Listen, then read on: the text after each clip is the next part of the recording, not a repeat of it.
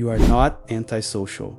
You are selective. And there is a significant difference between those two things. One that most people around you will never understand. Because they experience social interaction the way others experience food.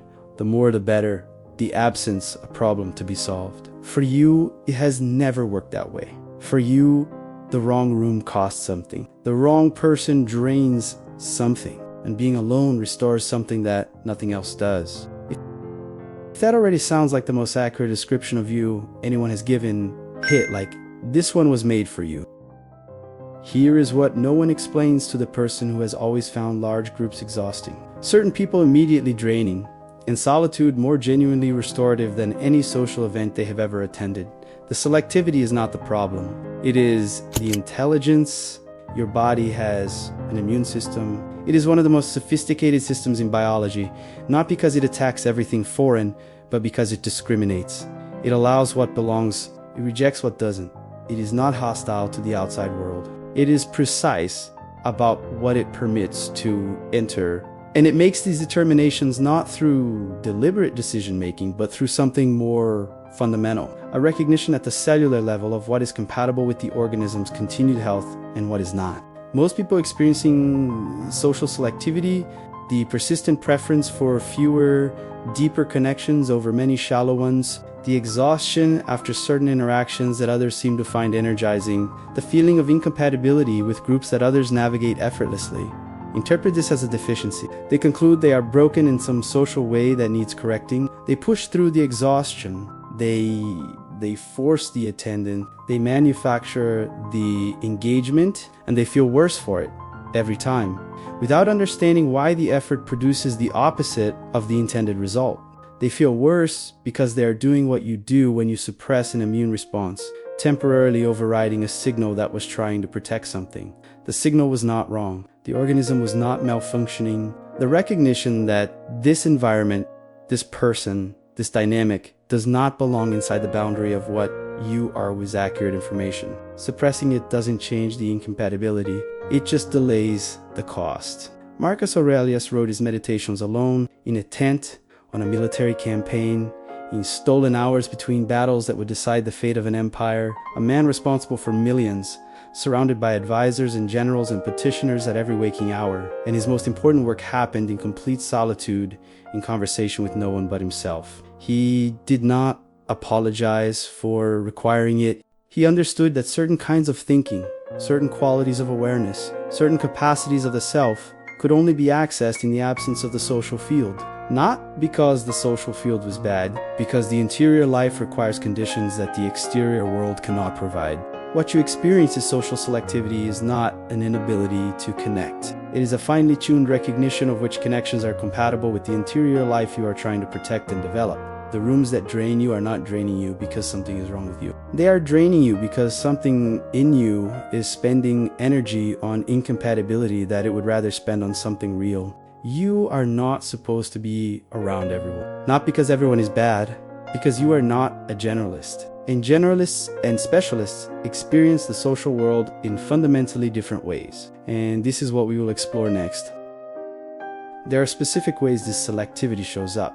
Moments that your body and mind are communicating the incompatibility before your conscious mind has processed anything. If you recognize yourself in any of these, understand what they are actually telling you. The first is finding yourself unable to match the energy in rooms that used to feel natural. You walk into a gathering, the kind you have attended dozens of times, with people you know, and something in you cannot find the frequency. The laughter feels performative. The topics feel like they are moving along a surface you cannot locate from underneath. Everyone else seems to be participating in something you can see but not enter. You produce the appropriate responses. You stay the appropriate amount of time, but the whole thing feels like operating in a language you learned academically and never quite absorbed. This is not social anxiety. This is your system, recognizing that the frequency of this environment no longer matches your own and conserving energy accordingly rather than burning it, trying to tune to a station you have outgrown. The second is sensing that something is off about a person or situation before a single word has been spoken, and being right. You meet someone, and before the conversation begins, before any information has been exchanged, something in you registers a note of incompatibility. A quiet, non-specific signal that this person's presence is going to cost rather than return. And then the conversation happens, and the thing your system flagged reveals itself. This happens consistently enough that you have stopped dismissing it, but not consistently enough that you have fully trusted it. Trust it.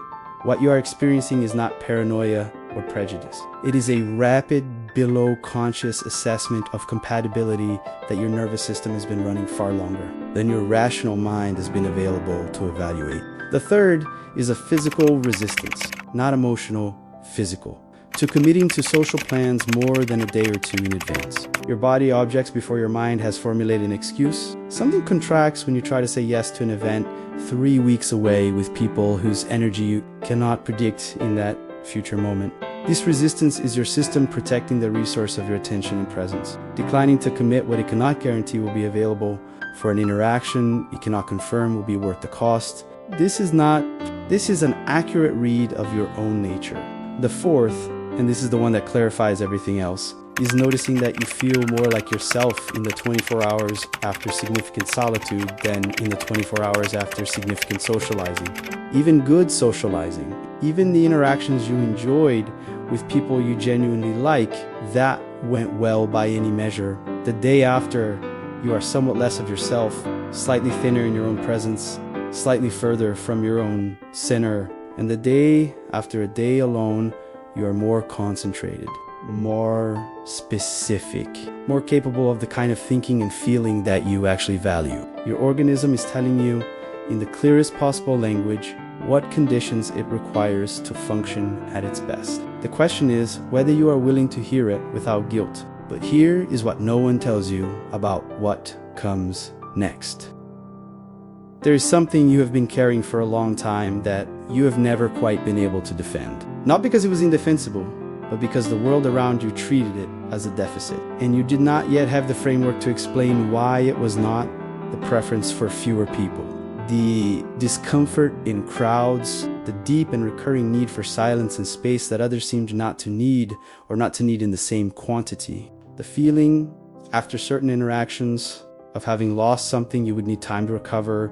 You have been managing this thing for years, apologizing for it at the edges, pushing against it when social expectations required, wondering quietly whether it meant you were somehow less capable of the human experience, less open, less warm, less able to participate in the ordinary pleasures of collective life. You have called it introversion when you needed a word. You have called it shyness when others needed an explanation. You have called it exhaustion when you needed an excuse to leave. Here is what it actually is: discernment. The specific, developed, reliable capacity to recognize which environments, which people, and which social dynamics are compatible with the interior life you are building, and which are not. It is not a wall, it is a filter, and a well-functioning filter is not a flaw. It is evidence of a self that knows what it needs. Marcus Aurelius wrote, "The first rule is to keep an untroubled spirit. The second is to look things in the face and know them for what they are." The untroubled spirit comes first, before engagement, before performance, before the social world receives any of you. The interior condition is the prerequisite for everything else, and protecting it is not selfishness. It is the most responsible thing you can do, both for yourself and for everyone who receives you when you show up at your full capacity rather than your depleted one. Here is something to do right now. Think of the last social interaction that cost you more than it returned. Not a bad one necessarily, just one where the expenditure exceeded the recovery. Notice that you knew going in that it might. Notice that you went anyway. That knowledge, the pre-recognition of incompatibility, is your immune system speaking. You don't have to act on it immediately, but start listening. This is when everything begins to shift. You came into this video carrying something you didn't have a name for. A social pattern that felt like a character flaw, a recurring preference for solitude that the people around you have never quite understood, and that you have spent significant energy either defending or hiding. A way of being in the world that has always felt slightly at odds with what the world seemed to expect from you. Here's the name for it. You are a selective organism. Your attention is a finite and specific resource. Your presence, when it is fully given, is significant enough that giving it indiscriminately would dilute it beyond usefulness, not just for you, but for the people who actually receive it. The exhaustion you feel in the wrong rooms is not weakness. It is the cost of a sensitivity that, in the right conditions, produces depth, loyalty, perception, and care that most people cannot access. The immune system does not produce antibodies for everything. It reserves its response for what genuinely threatens the organism. And because it is selective, when it does respond fully, appropriately, to something that belongs inside the boundary, the response is complete, committed, wholehearted. The selectivity is not the enemy of connection.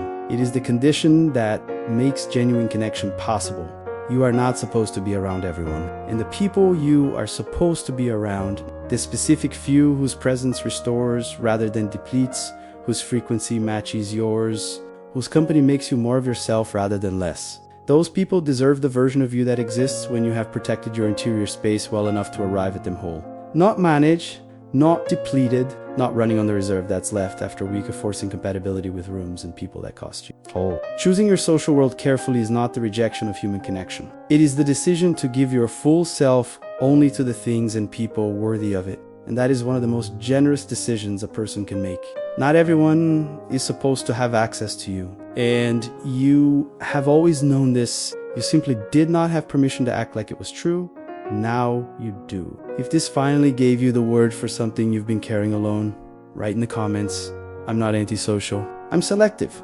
Let's see how many of us have been misreading ourselves the same way.